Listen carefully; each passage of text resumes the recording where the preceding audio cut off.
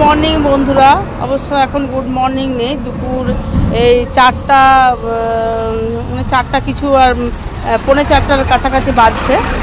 আর এত ধুলা না আমাদের বাইরে, রোড সাইডের বাড়ি, একদম দরজাগুলো যা ইচ্ছা তাই, জানলাগুলো। আর মানে রোডটা খারাপ হয়ে গেছে পুরো, রোডটা হয়ে আসছে আমাদের রাধানগর দিক দিয়ে, নিয়ামতপুর দিক দিয়ে রোডটা হয়ে আসছে অবশ্য।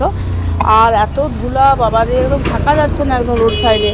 একটু বরাকর যাচ্ছি আজকে, আমার সাথে আমার মা যাবে। মাকে বললাম তুমি রেডি হয়ে মোড়ে যাও, আমি এই দিক থেকে যাচ্ছি। আর দেখি একটা অটো আসছে, কি হচ্ছে, অটোটা যাবে কি না ওইদিকে।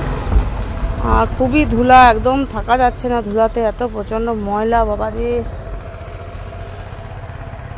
এই যে আমাদের রাস্তাগুলো এত বাজে হয়ে গেছে, এই যে ফালতু রাস্তা হয়ে গেছে, একদম বাজে, চারিদিকে একদম গর্ত, ফালতু হয়ে গেছে একদম, বলছি তো। আর গাড়িগুলো একদম আসছে, গা ঘেঁষে ঘেঁষে গাড়িগুলো একদম যাচ্ছে। একটা অটো পেয়েছিলাম কিন্তু জানি না, মনে হয় রিজার্ভ অটোটা। আর একটা অটো আসছে, দেখি এই অটোটা আমার ডিসেরগড়ের, নিয়ামতপুর থেকে ডিসেরগড়ের অটো কোনোদিন ফাঁকা আসে না যদিও, তাও দেখি যদি পাই একটা জায়গা।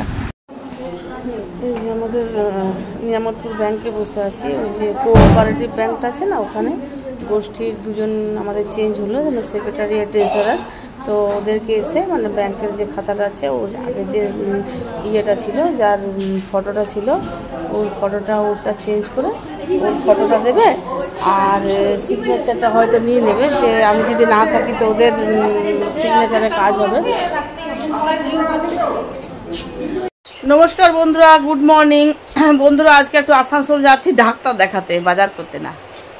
তো সুগারের, আমার তো সুগার আছে না, সুগারের ভাবলাম পুজোর আগে একবার ডাক্তারকে চেক আপ করিনি। আর কালকে এত বৃষ্টি ছিল, কালকে আমি নিয়ামতপুরে টেস্ট করতে দিয়ে এসেছি সুগারের।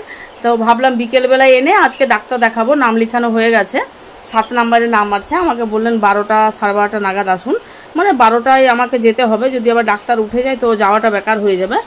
তো কালকে বিকেলে আমার রিপোর্টটা আনা হলো না, এই কারণে আনা হলো না। কালকে প্রচুর বৃষ্টি, এত বৃষ্টি না, আমি আর সন্ধে হয়ে গেল আর গেলাম না। ভাবলাম সকালবেলা এইদিকে যে রিপোর্টটা নিয়ে যে তারপর আমি ডাক্তার দেখাবো। কিন্তু বন্ধুরা আমার মনে নেই, আজকে বৃহস্পতিবার। তো জানি না যে বৃহস্পতিবার ডাক্তার বন্ধ থাকে বা ব্লাড টেস্টের জায়গা বন্ধ থাকে বলে, আমি জানি না। যদি বন্ধ থাকে তো আজকে আর যাবো না, যদি খোলা থাকে তো ব্লাড রিপোর্টটা নিয়ে আমি দেখিয়ে আসবো একবারেই। আর ভাবলাম মার্কেটে যাব, কিছু বাজার ছিল কিন্তু গেলেই খরচা, যাই হোক। তো এখন এই যে বৃষ্টিতে আর মার্কেটে যাব না, কারণ ওই ডাক্তার দেখিয়ে আমি চলে আসব। রিপোর্টটা প্রথমে নিব, তারপর আমি চলে আসব। আর এখনও বৃষ্টি পড়ছে, এখন বৃষ্টির জন্য আমি বেরোতে পারছি না। তো দেখি আমি, মানে যদি আমি জানি না যে যদি বৃষ্টি পড়ে তো ব্লগ করতে পারবো না, কারণ মোবাইলটা ভিজে যাবে না। আর আমার তো কেউ নেই, আমি একাই করি আর একাই সব কিছু। তো দেখি কতটা পারি আমি, যদি যাই আমি, বা মার্কেটে যদি যাই, বা একদিন ওই পোলো গ্রাউন্ডে মেলাটা বসছে, তো ওইটাতে যদি যাই আমি ভিডিও করব। আজকে যাব না যদিও, আজকে ডাক্তার দেখাতে যাচ্ছি। মার্কেটে যদি যাই তো আমি ভিডিও বানাবো। Thank you. এই যে বন্ধুরা, আসানসোল যাবার জন্য বেরিয়ে গেলাম বাইরে, কিন্তু কি বৃষ্টি, বার হতে পারছিলাম না। যদিও একটু বৃষ্টিটা কমলো, বেরোলাম। মানে রোডের অবস্থা এমন যে রোডের সাইডে দাঁড়াতে পারছি না।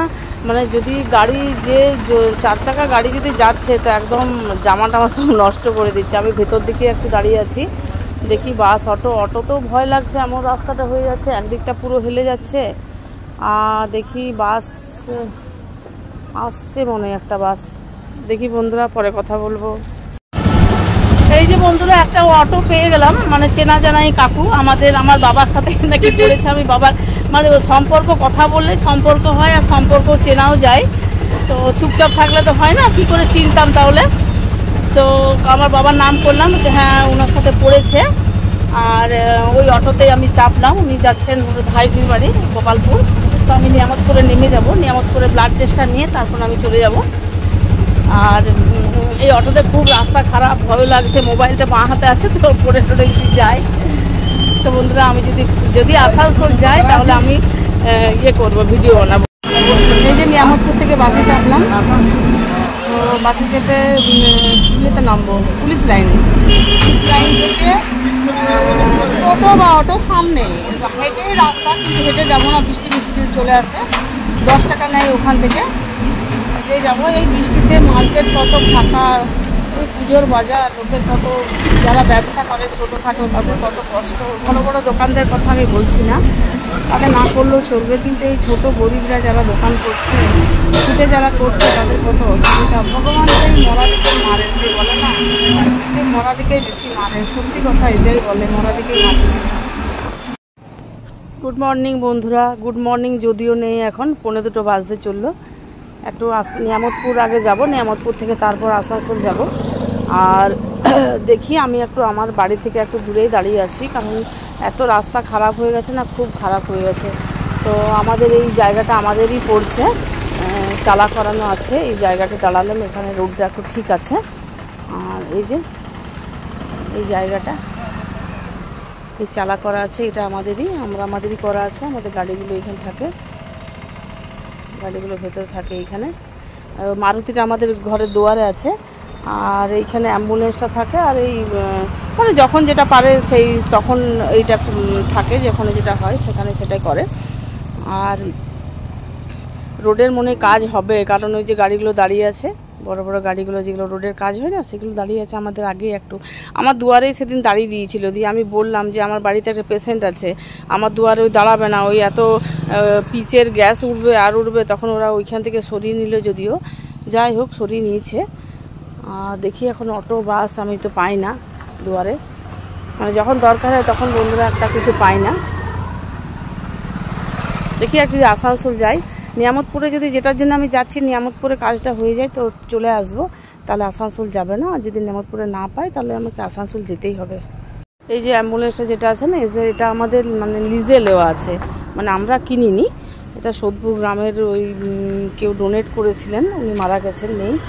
তো এই যে লালুদা এ এখন চালায়, এটা লিজে নেওয়া আছে, টাকা লাগে কিছু মাসে। আর এটাও কোনো সময় ঢুকিয়ে দেওয়া হয় ওইখানে, মানে যখন যেটা ভাড়া পায় তখন সেই গাড়িটাতেই সেটাতেই যায়।